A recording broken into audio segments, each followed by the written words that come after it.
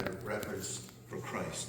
So here, the verb submit, to submit to one another, does that override the wife's need to submit to her husband that we're going to see in verse 22? By no means.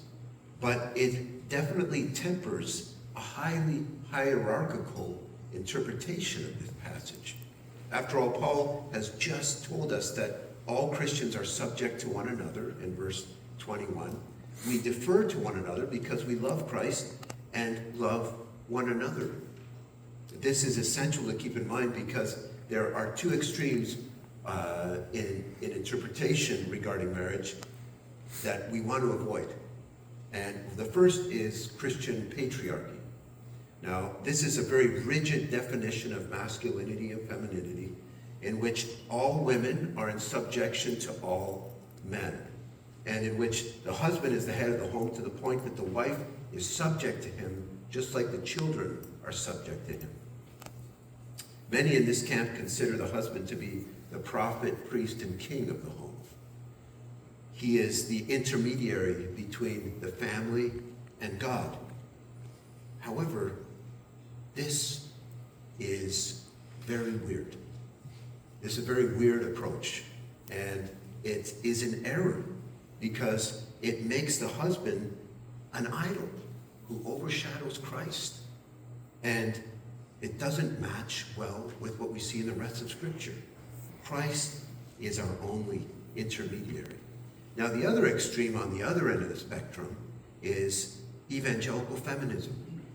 This position denies all gender distinctions and teaches the mutual submission is important. Indeed, it overrides the submission of the wife to the husband in marriage. It argues that biblical gender roles are culturally bound and that we have outgrown such antiquated guidelines.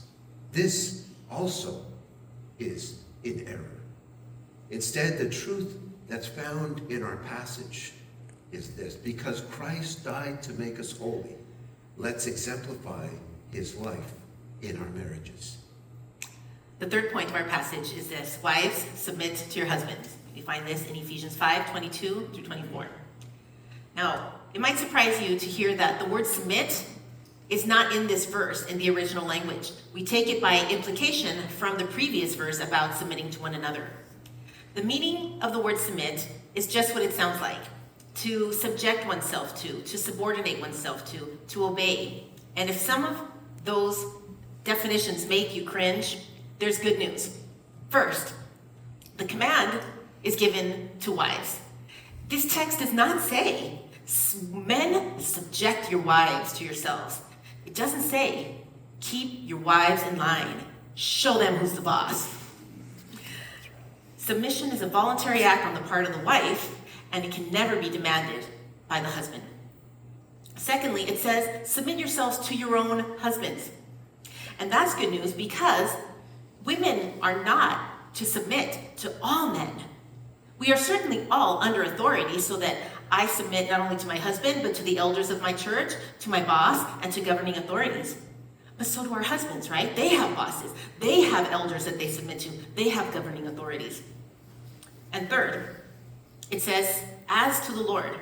So we submit for the Lord's sake.